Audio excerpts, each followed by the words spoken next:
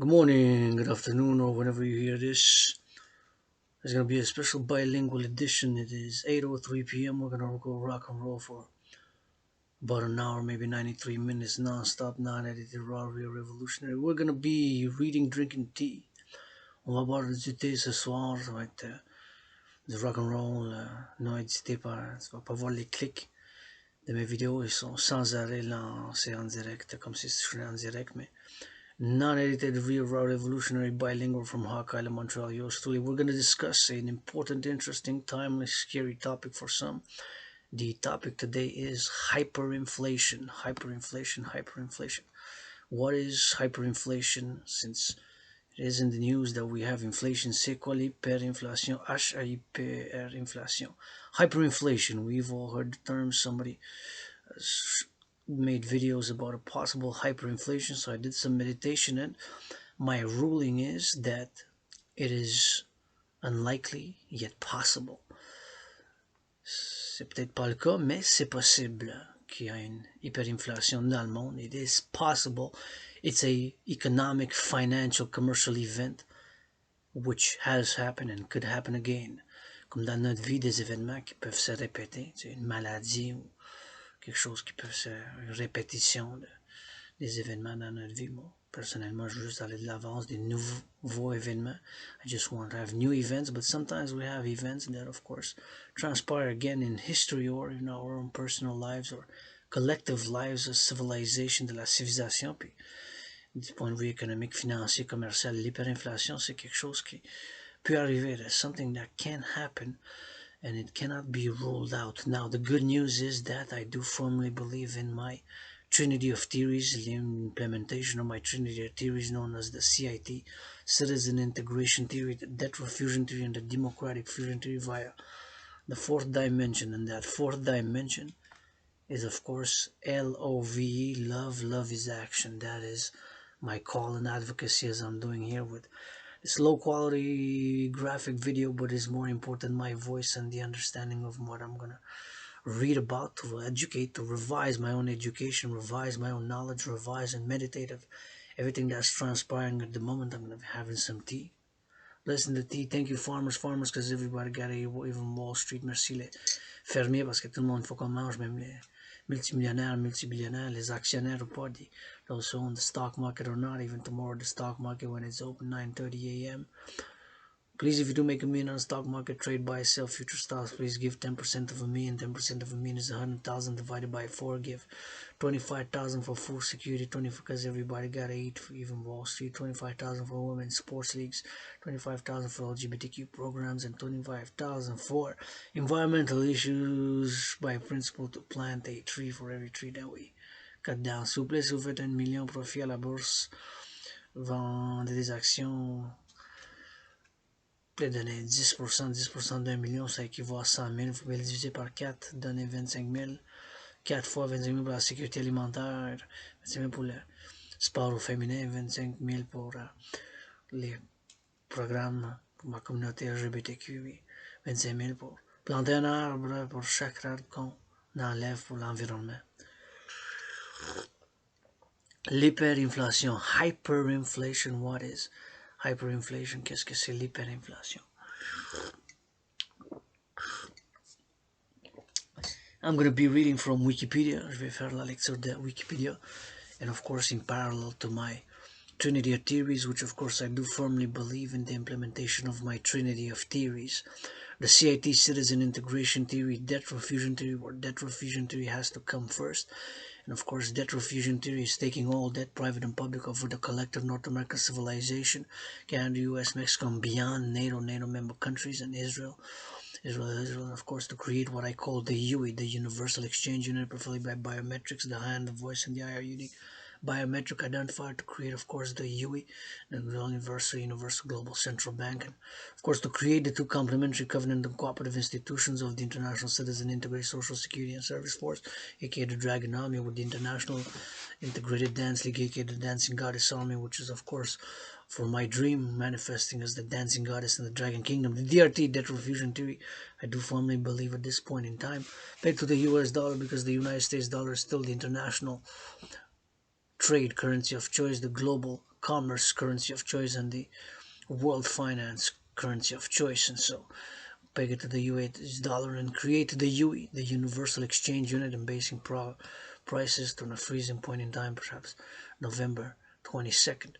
So, qu'est-ce que c'est la théorie de la réfusion de la dette que je fais bien sûr appel pour le partenariat public et privé de mon rêve qui se manifeste comme le royaume de la déesse qui danse avec le dragon, ainsi que pour la création des deux institutions complémentaires, soit l'institution, la force internationale citoyenne intégrée, la force citoyenne intégrée internationale de services et de sécurité, soit l'armée du dragon, ainsi que la Ligue internationale de danse, soit l'armée de la déesse qui danse, pour aussi faire l'implémentation de ma théorie de réfusion de la dette. Réfusion de la dette, c'est prendre toute la dette publique et privée, le pays de l'OTAN, l'Amérique du Nord, collectif de civilisation nord-américaine, l'OTAN, au-delà, Israël, une alliance, une nouvelle alliance avec d'autres pays, mais premièrement dans l'Amérique du Nord et l'OTAN, puis au-delà, et créer ce que j'appelle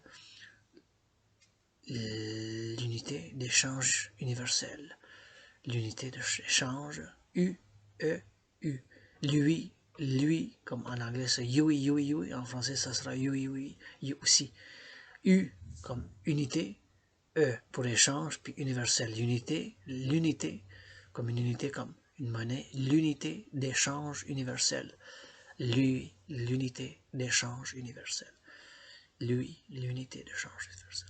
Par l'implémentation de ma théorie, que je pense que ça soit digital, puis faire avec le partenariat public-privé avec toutes les corporations, puis les institutions gouvernementales qui existent en ce moment pour faire appel à mon rêve de partenariat public et privé. L'hyperinflation, on va lire en anglais en premier, puis après ça on va faire la lecture en français, puis on va faire peut-être un saut comme on a fait sur la NASA la semaine passée. Sur du café, mais maintenant avec du thé parce qu'il est trop tard pour boire du café. It's too late to drink coffee, so we're gonna rock and roll. Encore une fois, je pense que c'est un événement du point de vue de local en Amérique du Nord puis international qui pourrait se produire. Peut-être ça a commencé déjà, puis on n'en parle pas, on parle juste un peu dans certains cercles. Moi, je dis que non, on n'est pas là, rendu à l'hyperinflation, mais je peux pas dire que c'est pas une possibilité du point de vue économique, financier, commercial, un événement financier global. C'est possible, l'hyperinflation, ça a déjà arrivé, c'est possible maintenant, vous connaissez, c'est possible. It is possible. So my ruling is no, it's not happening yet, but it is possible and it cannot be ruled out, and it's a economic, financial, commercial, financial, local, national, North American or global, international financial event which can manifest. Ça peut manifester. It can.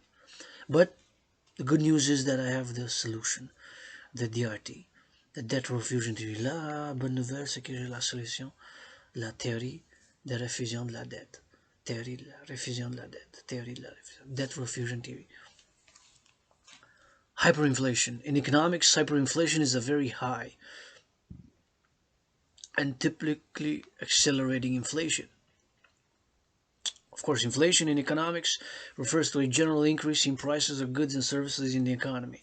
When the general price level rises, each unit of currency buys fewer goods and services. It buys fewer goods and services. Myself now suffering under the worst economic financial crisis of my adult life. I'm suffering with this COVID, but I'm open for business. I'm actually 93% of all my goods in my room office and temple, underground room office and temple, which is also serving as a fourth dimension to that trinity, as a gymnasium, and I've been investing in my body, rock and roll, and will invest in my body this week hard and keep on rock and rolling, writing poetry, XYZ, doing what I do. And my work for my own healing has required action, and for our collective healing will require some action, because action is required as much as theory is required. Requires action. The implementation of my trinity of theories will require some love, L-O-V-E, but also action of doing and coming together, blah, blah, blah, blah. It quickly erodes the real value of the local currency.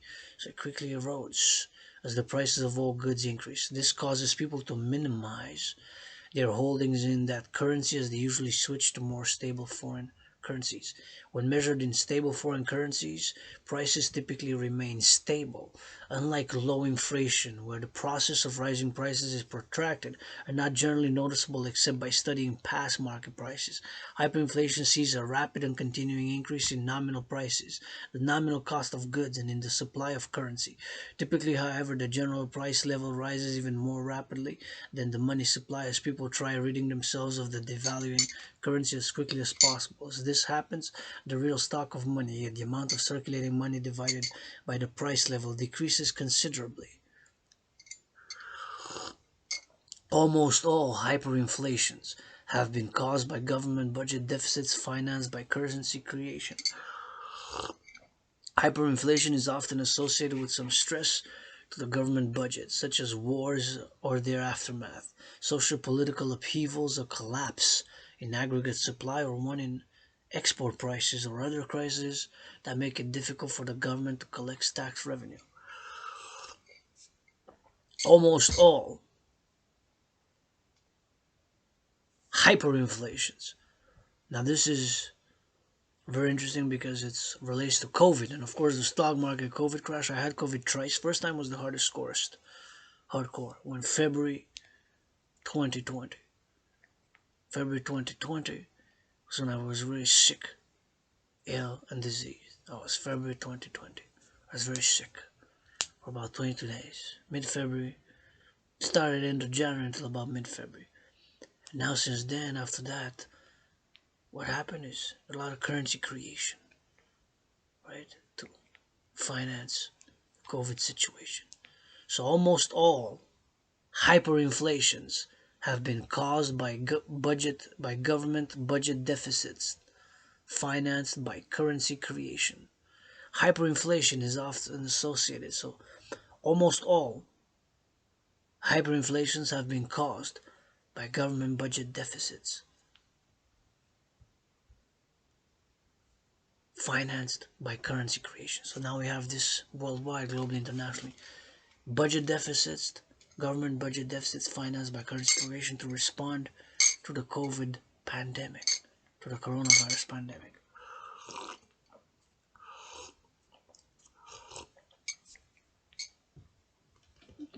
Right? That was what has happened. That was what has happened. That was what has happened. And since almost all hyperinflations have been caused by government budget deficits financed by currency creation, and where we are now, November 21st, it could be that tomorrow, November 22nd, the hyperinflation begins. Could be. It's possible. It's possible. Cannot be ruled out, in other words. Cannot be ruled out.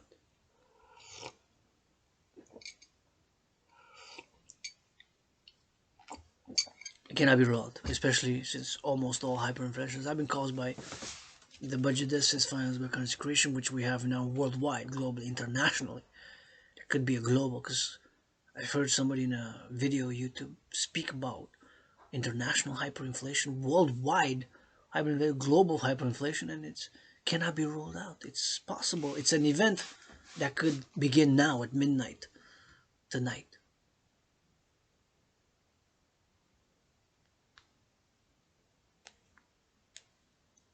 At midnight tonight could begin hyperinflation.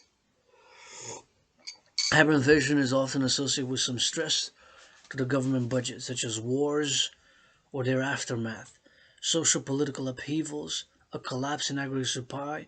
In this case, could be COVID, right? We're still at the end of COVID. I mean, I had it 3 times, and each time was mild. But the first time, February 2020, when the stock market crash began, I thought I was gonna die. In many ways, I did die. Another crisis that make it difficult for the government to collect tax revenue. A sharp decrease in real tax revenue, coupled with a strong need to maintain government spending, together with an inability or unwillingness to borrow, can lead to a country into hyperinflation. Hyperinflation. And there you have the quintillion pengo, the largest denomination bill ever issued in Hungary in 1946. In Hungary in 1946, they issued the quintillion. 1/16 pengo notes were printed but never issued. What is that number? That's 10 to the power of 20. That's outrageous. The pengo was the currency of Hungary between January 1st, 1927, when it replaced the koruna, on July 31st, 1946, when it was replaced by the forint. The pengo was subdivided into 100 filler. Although the introduction of the pengo World War I, the pengo. Pengo.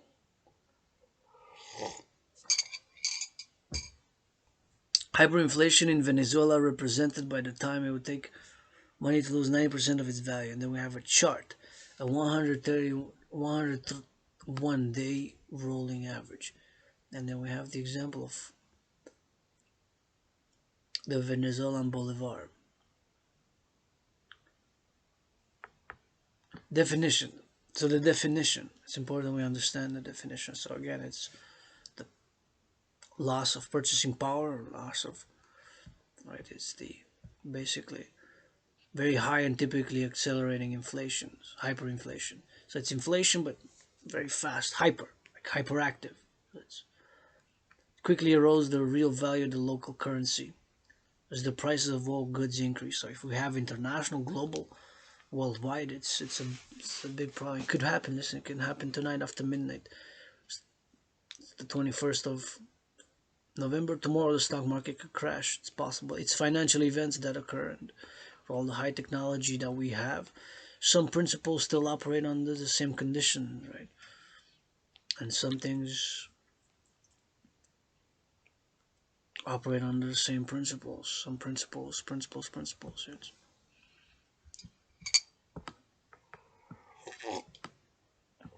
Even my theory has some principles. Debt refusion theory, taking all private and public debt, refusing it but pegging it to the US dollar, since the United States dollar is still the global currency of international finance, world commerce, and global trade, right? It's still the currency of choice, the United States dollar. So creating the UE, pegging it, and then setting the price, have a standardized price, so we could rein in inflation with my DRT. Or we have the debt refusion theory to put into practice, put into implementation of my debt refusion theory, the debt refusion theory, the DRT. In 1956, Philip Kagan wrote The Monetary Dynamics of Hyperinflation, the book often regarded as the first serious study of hyperinflation and its effects.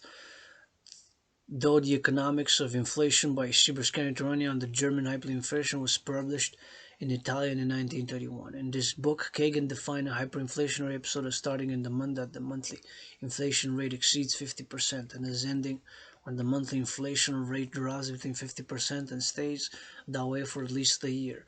Economists usually follow Kagan's description that hyperinflation occurs when the monthly inflation rate exceeds 50%. This is equivalent to a yearly rate of 12,874. International Accounting Standards Board has issued guidance on accounting rules in a hyperinflationary environment. It has not established an absolute rule on when hyperinflation arises, but instead lists factors that indicate the existence of hyperinflation. The general population prefers to keep its wealth in non-monetary assets or in a relatively stable foreign currency. Amounts of local currency held are immediately invested to maintain purchasing power. The general population regards monetary amounts not in terms of the local currency, but in terms of a relatively stable foreign currency. Prices may be quoted in that currency. Sales and purchases on credit take place at prices that compensate for the expected loss of purchasing power during the credit period, even if the period is short. Interest rates, wages, and prices are linked to a price index, and the cumulative inflation rate over 3 years approaches or exceeds 100%. Causes.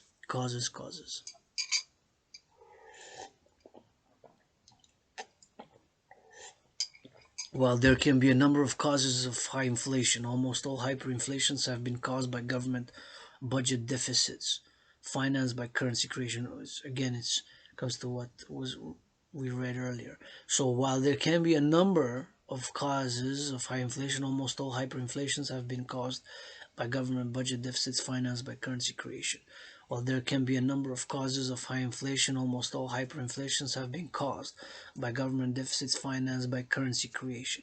Peter Bornholz analyzed 29 hyperinflations, following Kagan's definition, and concludes that at least 25 of them have been caused in this way. So, since this is what we have due to COVID, listen, it's possible. It's possible. Cannot be ruled out.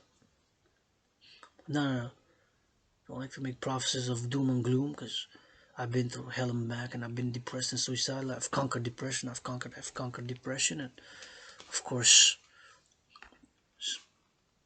paradoxically, I'm getting much better every day, especially during this COVID, with working out, training, and exercising, and the brains and the muscle and my theories, and have written and developed in my art and everything that I do as an independent geopolitical analyst and theorist, as an independent theorist and independent philosopher and independent athlete, independent activist, world peace advocate.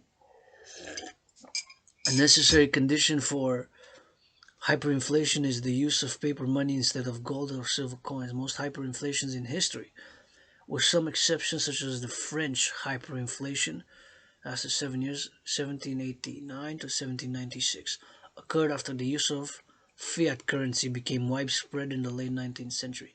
The French hyperinflation took place after the introduction of non-convertible paper currency, the assignat. An assignat was a monetary instrument in order to pay, used during the time of the French Revolution and the French Revolutionary Wars.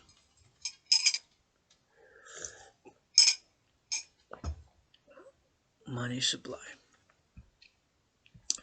Now we're going to read in French. We're going to start doing in French now. On va commencer à faire la version en français. L'hyperinflation. 2, 3. On va faire en français. We're going to switch in French, do a little bit of French reading now. Hyperinflation en français. Hyperinflation est en économie une forme atypique d'inflation qui se manifeste par une hausse extrêmement rapide des prix qui tend à éroder la valeur réelle de la monnaie d'un pays. Les agents économiques ont alors tendance à fuir devant la monnaie, c'est-à-dire que le contrat de confiance est rompu, entraînant une forte thésaurisation. Thesaurisation. La théorisation est un terme technique économique décrivant la volonté de garder son argent en dehors du circuit économique. La théorisation se caractérise par une défiance envers les moyens de paiement scripturaux, une accumulation de monnaie pour en tirer un profit par absence, une accélération des transactions financières vers des devises ou des valeurs fortes et stables, mouvement spéculatif. Sur le marché quelconque, on nomme une spéculation l'activité consistant à tirer profit par anticipation de l'évolution à court, moyen ou long terme du niveau général des prix ou d'un prix particulier en vue d'en retirer un fait soit de bénéficier. Et augmentation exponentielle du niveau général des prix et du coût de vie. Coût de la vie, qu'est-ce qui arrive en ce moment? Le coût de la vie augmente, pas juste au Québec, Canada, l'Amérique du Nord, dans le collectif de civilisation nord-américaine, mais dans le monde. Ça a commencé depuis la COVID en février 2020. Quand moi j'étais très malade, mais je savais que 3 fois j'ai eu la COVID. 3 fois vacciné sur l'hygiène en public. Conduisent en général d'importantes réformes structurelles. 56 épisodes d'hyperinflation ont été référencés par la littérature académique. Définition selon la norme comptable. La norme comptable AISSN numéro 29 au niveau de l'Union européenne. Information financière dans les économies hyperinflationnistes précise que l'hyperinflation est relevée par certaines caractéristiques de l'environnement économique d'un pays qui comprennent, sans s'y limiter, les points suivants. 1. La population en général préfère conserver sa richesse en actifs non monétaires ou en une monnaie étrangère relativement stable. Les montants détenus en monnaie locale sont immédiatement investis pour maintenir le pouvoir d'achat. 2. La population en général apprécie des montants monétaires, non pas dans la monnaie locale, mais dans une monnaie étrangère relativement stable. Les prix peuvent être exprimés dans cette monnaie. 3. Les ventes et les achats à crédit sont conclus à des prix qui tiennent compte de la perte de pouvoir d'achat. Ce qui est l'inflation, c'est la perte de pouvoir d'achat. L'inflation, c'est la perte de pouvoir d'achat. On achète moins. quand il y a l'inflation. Quand l'inflation augmente à travers le temps, d'un jour à l'autre, d'une semaine, un mois, 6 mois, 3 mois, un an, courte, longue terme période, inflation. L'hyperinflation, c'est plus d'inflation. On perd le pouvoir d'achat, on achète moins de patates, moins de fruits, moins de lait, moins de beurre, ce qui arrive avec quand les prix augmentent. Perte de pouvoir d'achat tenue durant la durée du crédit, même si cette période est courte. 4. Les taux d'intérêt, les salaires et les prix sont liés à un indice de prix. Et 5. Le taux cumulé de l'inflation sur 3 ans approche ou dépasse 100%.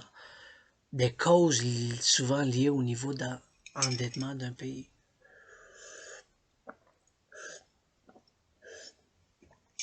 Donc moi je dis que c'est possible. Ça pourrait commencer demain, l'hyperinflation dans l'Union européenne.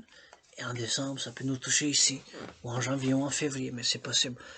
C'est possible. C'est un événement financier que moi je peux pas nier la possibilité. Je dis pas oui, ça arrive, mais je dis que c'est possible. C'est une possibilité, parce que c'est un événement. Surtout qu'on a la situation pour que on voit dans l'antécédent que cette chose, que cet événement qui s'appelle l'hyperinflation est déjà arrivé auparavant avec le système qu'on a. Donc, c'est pour ça ma théorie de réfusion de la dette et le partenariat public et privé, je pense que c'est quelque chose qu'on devrait implémenter. Je fais appel pour l'implémentation de mes théories. Des causes souvent liées au niveau d'endettement d'un pays. Parmi les causes analysées à la lumière des cas CAS, des cas, des événements, des cas historiques d'hyperinflation. Donc, cette analyse, ça met les cas pour retenir. Dans les cas dans la lumière, des analyses qui... Donc, qu'est-ce qu'on a appris dans d'autres mots? Un contexte politique d'exception, guerre internationale, guerre civile, catastrophe, crise économique, etc. Le niveau très élevé de la dette publique cumulée, l'impossibilité d'honorer le service de la dette.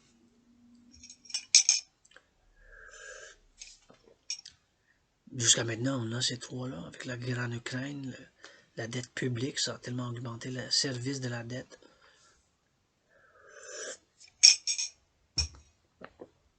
Le niveau d'imposition des ménages et des entreprises, le manque de transparence des comptabilités publiques,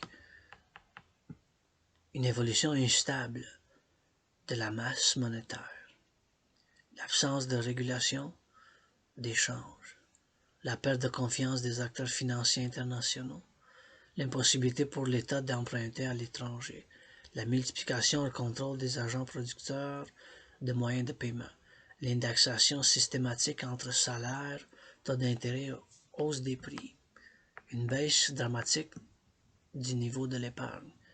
On a pas mal de ces choses-là maintenant qui arrivent, pas juste au Québec, Canada, en Amérique du Nord, dans le collectif de civilisation nord-américaine, mais à travers le monde. C'est possible, écoutez, c'est possible. Une absence suffisante des verrous de sécurité, réglementation d'urgence, arrêtation, fermeture des banques, contrôle des prix. Cette liste n'est pas limitative et aucune de ces causes n'est plus déterminante qu'un autre, car, au regard du contexte et de la situation, chaque cas d'hyperinflation apparaît comme unique et ne s'exclut pas non plus. Par exemple, l'hyperinflation de la République de Weimar est en partie due à des pénuries, mais aussi à l'endettement allemand qui pousse l'Allemagne à faire tourner la planche à billets, augmenter très fortement la masse monétaire. Enfin, et il y a d'autres facteurs. Les salaires étant indexés à l'inflation, ils augmentent fortement, entraînant un cercle vicieux. Au Zimbabwe, l'inflation était aussi due à un choc de création monétaire pour rembourser des dettes et financer l'État, mais aussi à la confiscation des terres des Blancs à des gestionnaires proches du pouvoir mais incompétents.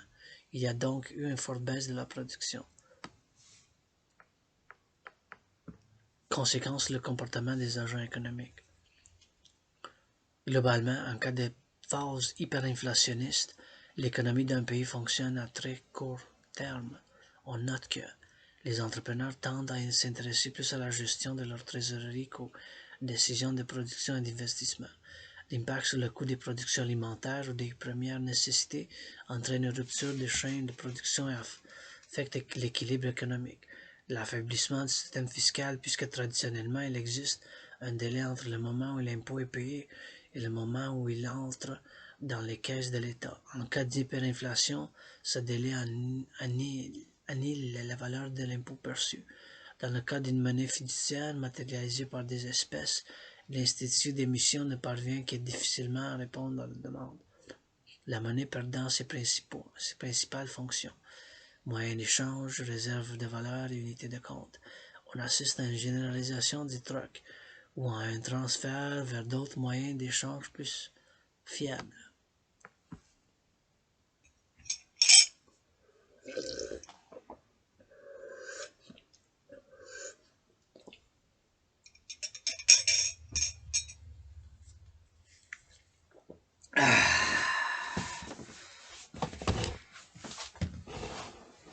C'est possible, c'est possible, c'est possible. On va changer en anglais maintenant. We're going to switch to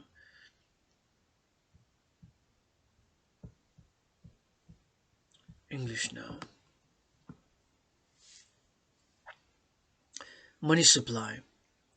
Monetary theorists hold that hyperinflation occurs when there is a continuing and often exceedingly rapid increase in the amounts of money that is not supported by a corresponding growth in the output of goods and services. We had that for the past years, starting February 2020 with COVID, right? The increases in price that can result from rapid money creation can create a vicious circle,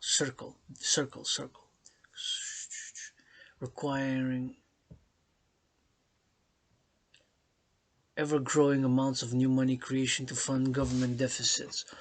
Hence, both monetary inflation and price inflation proceed at a rapid pace. The increases in the price that can result from rapid money creation can create a vicious circle, requiring ever-growing amounts of new money creation to fund government deficits. Hence, that's why my DRT, the DRT, debt refusion theory.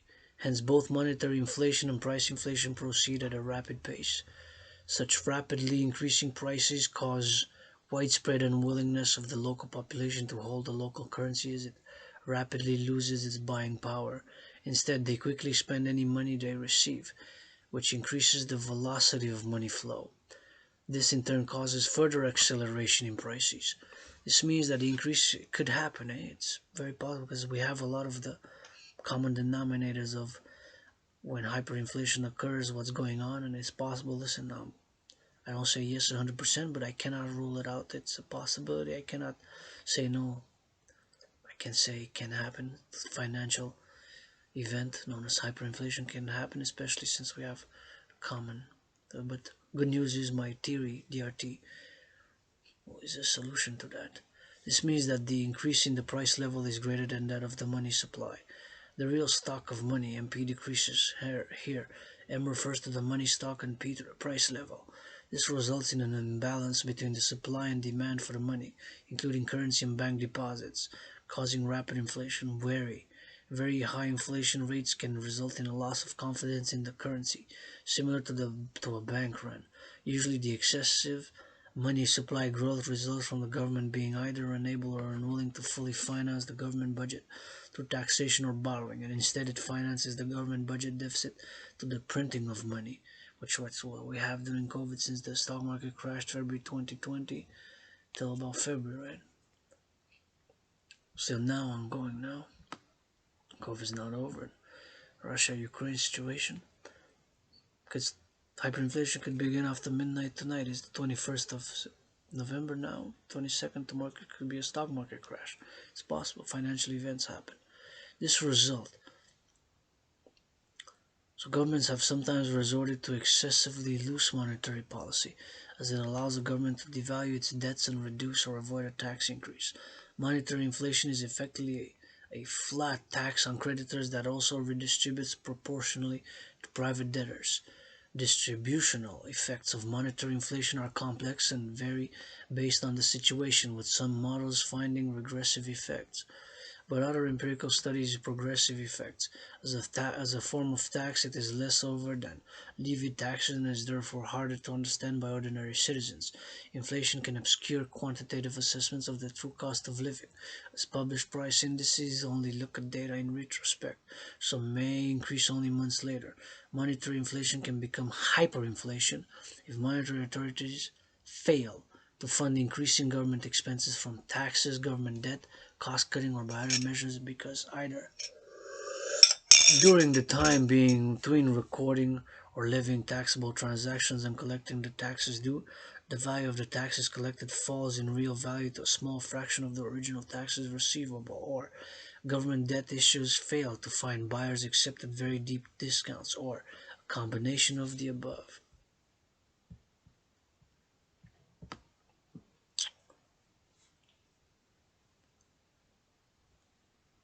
Tiers of hyperinflation generally look for a relationship between seigniorage.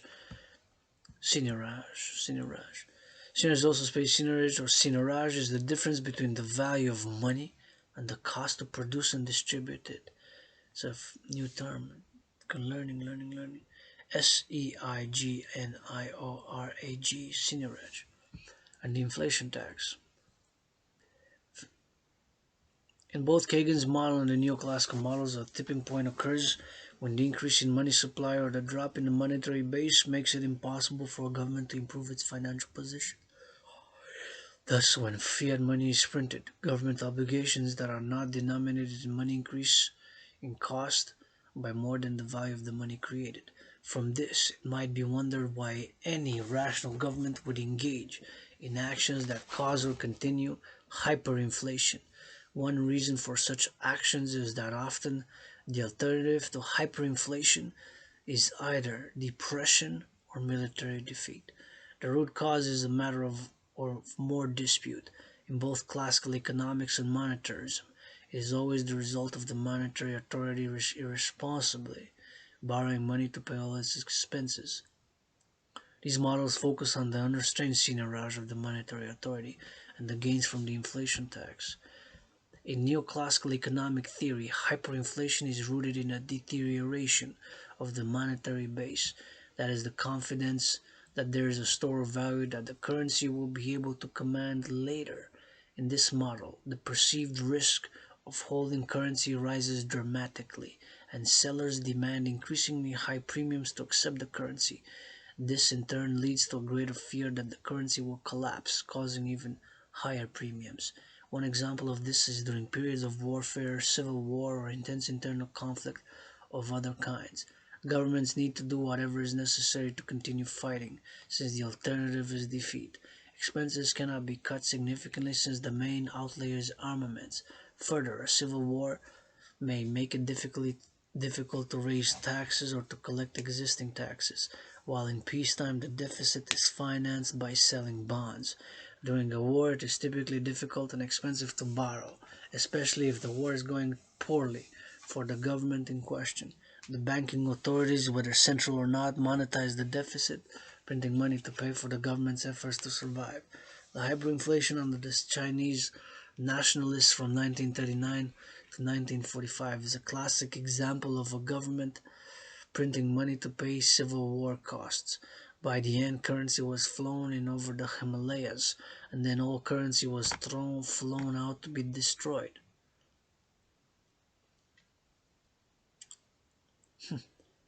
The hyperinflation under the Chinese nationalists from 1939 to 1945 is a classic example of a government printing money to pay Civil War costs. By the end, currency was flown in over the Himalayas, the mountains there, and then all currency was thrown out to be destroyed. The hyperinflation under Chinese nationalists from 1939 to 1945 is a classic example of a government printing money to pay Civil War costs. By the end, currency was flown in over the Himalayas, and then all currency was flown out to be destroyed. Hyperinflation is a complex phenomenon, and one explanation may not be applicable to all cases, fair enough. In both of these models, however, where the loss of confidence comes first, or central bank senior edge, the other phase is ignited. In the case of rapid expansion of the money supply, prices rise rapidly in response to the increased supply of money relative to the supply of goods and services, which we have now for COVID. And in the case of loss of confidence, the monetary authority responds to the risk premiums it has to pay by running the printing presses. Supply shocks. A number of hyperinflations were caused by some sort of extreme negative supply shock. A supply shock is an event that suddenly increases or decreases the supply of a commodity or service, or of commodities and services in general.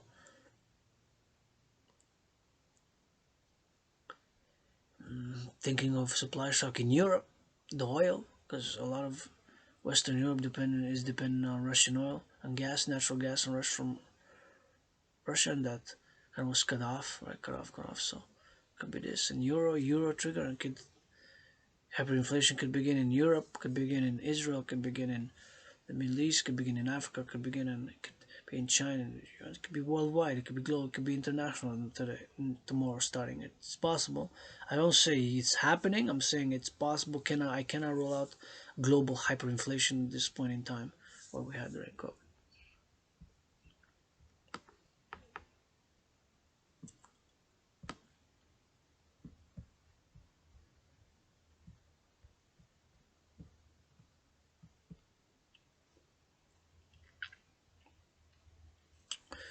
We're gonna switch and read the cases for hyperinflation in French now. Les cas d'hyperinflation dans l'histoire. Des phases d'inflation supérieures à 100% ont été notamment observées. Donc, c'est le cas d'hyperinflation. Donc, pas inflation, pas l'inflation, mais l'hyperinflation, parce que l'hyperinflation, c'est quelque chose. L'inflation, mais plus forte. C'est vraiment plus dangereuse. C'est très dangereux. L'hyperinflation, c'était. Waouh! C'était une blague, ça? C'est not a joke. Les cas d'hyperinflation dans l'histoire. Donc l'hyperinflation, pas l'inflation, mais l'hyper. C'est possible. Maintenant, on a l'inflation. Now we have inflation. Mais est-ce que c'est possible qu'on l'hyperinflation commence, ou a commencé aujourd'hui, ou demain commencera, ou en décembre, en février, mi-février, ou après minuit ce soir? Oui, c'est possible. Des phases d'inflation supérieure à 100% ont été notamment observées. Donc, en France, entre 1718 et 1720, au moment du système de l'or. Encore en France, en 1976 et 1967, au moment de la fin des assignats. À la mi-août 1796, les prix avaient grimpé de 304%, plus que 3 fois. Wow, imagine le pain le lendemain d'1$ qui coûtait, puis demain ça va coûter 3 fois plus. Wow. En Russie, après la révolution de 1917, le taux d'inflation enregistré fut de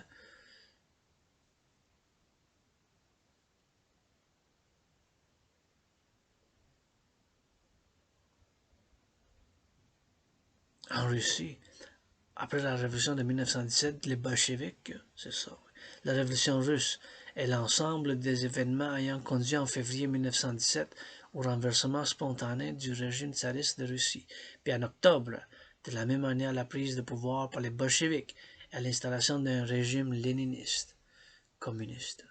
Le taux d'inflation enregistré fut de 60 000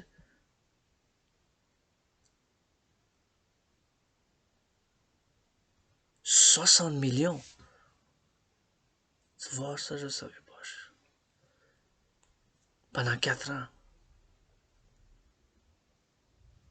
En Russie, après la révolution de 1917, le taux d'inflation enregistré fut de 60 millions. Donc de 1917 à 1921. Le taux d'inflation enregistré fut de 60 804 000. Est-ce qu'il y a une erreur ici? J'ai jamais entendu ça. That's the first time I hear. Supposedly in Russia, after the 1917 revolution, for 4 years, inflation was of a total of 60,104,000%. 60 millions de pourcents. Wow, comment ça se fait? En Allemagne, après la Première Guerre mondiale, Sous la République de Weimar, une inflation progressive se transforma en hyperinflation. L'hyperinflation de la République de Weimar est la période de très forte augmentation des prix que connaît l'Allemagne entre juin 1921 et janvier 1924, et plus précisément durant l'année 1923. Une inflation progressive se transforma en hyperinflation à partir de l'hiver 1922. Donc, une inflation progressive se transforma en hyperinflation en Allemagne. Ça a commencé par une inflation, comme maintenant qu'on a ces derniers jours, semaines et mois et années durant la COVID, depuis février 2020, jusqu'à maintenant, novembre 21, 2022, presque 3 ans, dans 3 mois ça va faire. République de Weimar, une inflation progressive se transforma en hyperinflation à partir de l'hiver 1922. L'inflation progressive se transforma, une transformation en hyperinflation à partir de l'hiver 1922. Elle prend la fin le 15 novembre 1923 par décision de l'État avec le rétablissement d'un taux de change du dollar face au marque pratiquement égal à celui d'avant-guerre. Pendant toute cette période, les prix ont augmenté d'environ 3,25 fois 10 au pouvoir 6 par mois. Wow, c'est timbalement de 10 millions de marks en 1923. En Grèce, durant l'occupation par les forces armées du Troisième Reich 1941-1944, avec un taux de 8,55 fois 10 à la pouvoir de 9 par mois. Wow. En Chine, durant la guerre civile entre 1945 et 1949. En Hongrie, entre 1945 et 1946, qui reste le cas d'hyperinflation le plus fort de l'histoire en termes de perte de la valeur de la monnaie. Le forint a été réintroduit au 1er août 1946 en remplaçant du pengo, au taux de 1 forint 4 fois 10 à pouvoir de 29. 400 quadrants pengo, la valeur nominale de l'ensemble des billets de pengo, alors en circulation atteignait à peine un millième de forint. Au Brésil, durant les années 1960 et les années 1980, au Chili, sous Salvador Allende, l'inflation est de 225% en 1972 et de 606 en 1973. En Iran, après la révolution islamique de 1979, et particulièrement durant la guerre Iran-Irak. Au Pérou et en Bolivie à la fin des années 1980. Au Nicaragua, en 1988, 1989, où l'inflation fut de 36 000%. 36 000%. Wow. En Argentine, lors de la crise économique argentine, à la fin des années 1980, inflation de 4 924% en 1989. Wow. En Yougoslavie, où le Deutsche Mark coûtait 950 milliards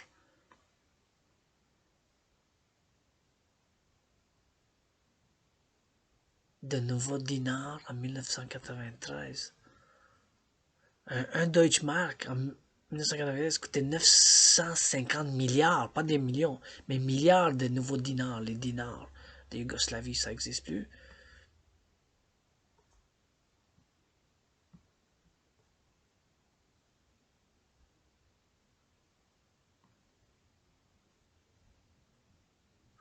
Ça n'existe plus les dinars. S'en suivit la création des nouveaux dinars, puis des super dinars en 1994. En janvier 1994, en Yougoslavie, l'inflation fut de 3,13 fois 10 au pouvoir du 8 en un mois. Wow. En République démocratique du Congo durant les années 1990, en Turquie au milieu des années 1990, au Zimbabwe entre 2000 et 2008, où l'euro coûte en janvier 2009 un peu moins de 5 000 milliards de dollars du Zimbabwe. 1 euro en janvier 2009, ça a coûté 5 000 milliards de dollars de Zimbabwe, parce que Zimbabwe, ça, les dollars de Zimbabwe.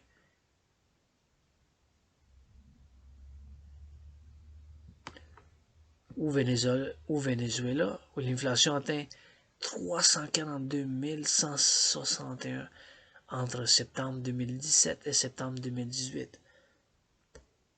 1 698 488% vers la fin de 2018 et 2 295 981 en février 2019. Il est estimé que l'inflation arrivera à 53 798 500% en fin de 2019. Wow.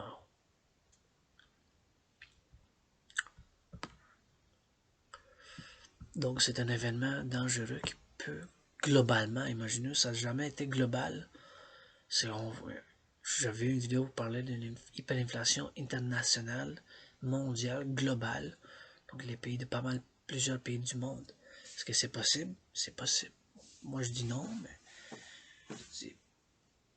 je peux pas dire que ce n'est pas possible, un événement financier possible.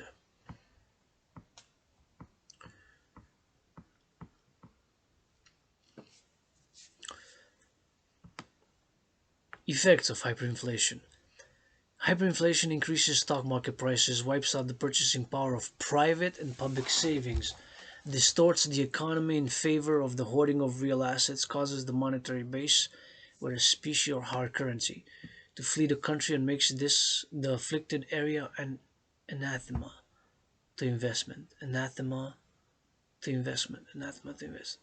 One of the most important characteristics of hyperinflation is the accelerating substitution of the inflation money by stable money, gold and silver in former times, then relatively stable foreign currencies after the breakdown of the gold or standard silver standards. If inflation is high enough, government regulations like heavy penalties and fines, often combined with exchange controls, cannot prevent this currency substitution. As a consequence, the inflating currency is usually heavily undervalued compared to stable foreign money in terms of purchasing power parity, so foreigners can live cheaply and buy at low prices in the countries hit by high inflation.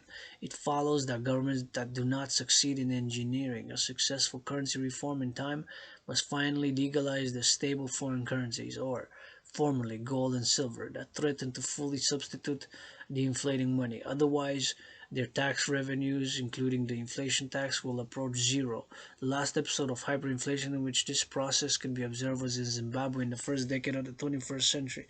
In this case, the local money was mainly driven out by the US dollar and the South African rand.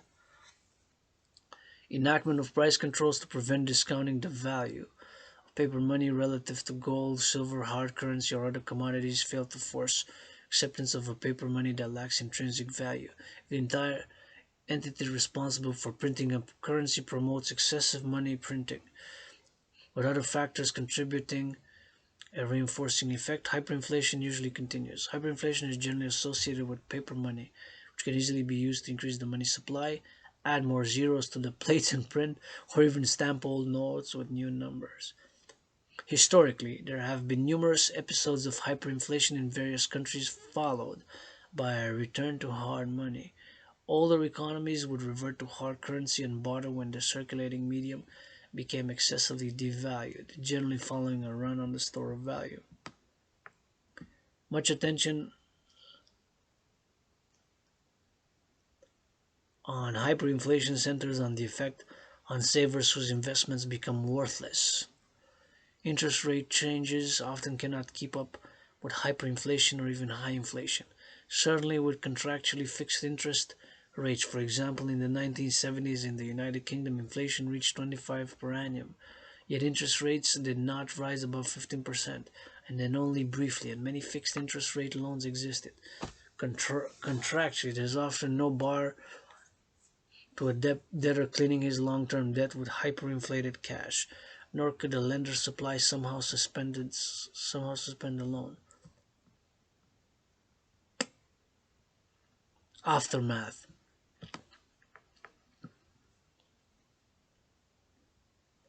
Hyperinflation is ended by drastic remedies. Hopefully we won't reach hyperinflation, and my DRT debt refusion theory will be implemented before. Hopefully we won't reach hyperinflation. My theory be implemented before, my theory implemented before, and we won't reach hyperinflation. DRT, debt fusion theory, such as imposing the shock therapy of slashing government expenditures or altering the currency basis.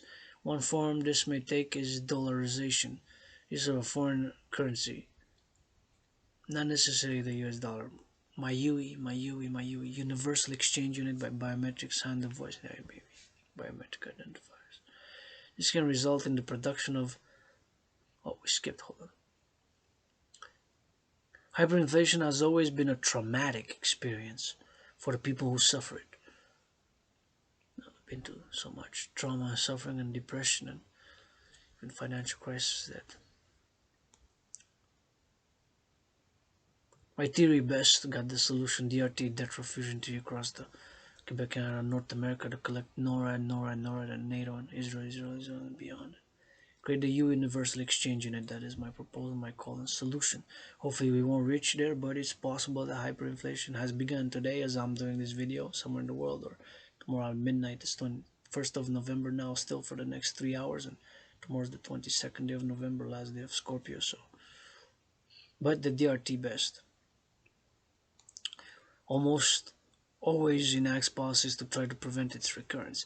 Often this means making the central bank very aggressive about maintaining price stability, as was the case with the German Bundestag.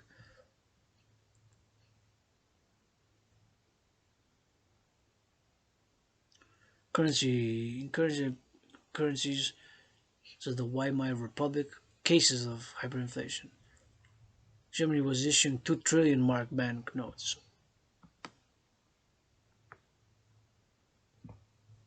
The largest denomination banknote ever officially issued for circulation was in 1946 by the Hungarian Magyar National Bank for the amount of 100 quintillion pengo, 10 to the power of 10.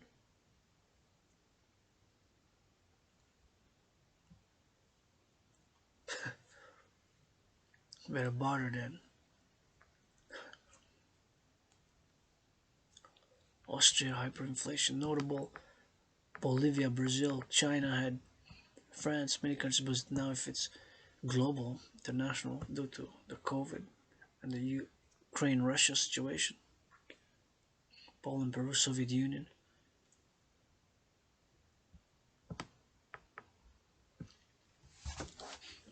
This is interesting. I'm gonna wrap up with this, since I am calling for a 7-year program plan, and this is what I saw here in the Soviet Union, a 7-year period in the Soviet Union. So,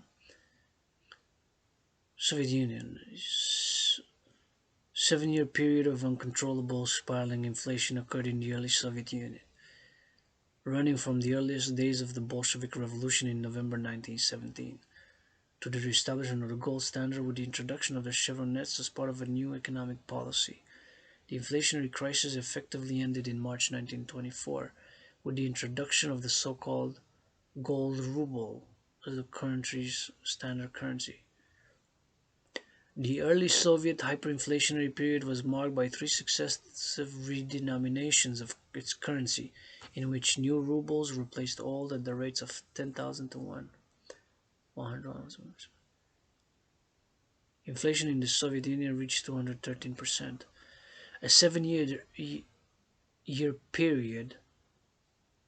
So there was hyperinflation in early Soviet Russia. There was hyperinflation in early Soviet Russia. There was hyperinflation event. A 7-year period of uncontrollable spiraling inflation occurred in the early Soviet Union, running from the earliest days of the Bolshevik Revolution in November 1917 to the re-establishment of the gold standard. So a 7-year period of uncontrollable spiraling inflation occurred in the early Soviet Union, running from the earliest days of the Bolshevik Revolution 1917. Fascinating, and I'm going to wrap it with that.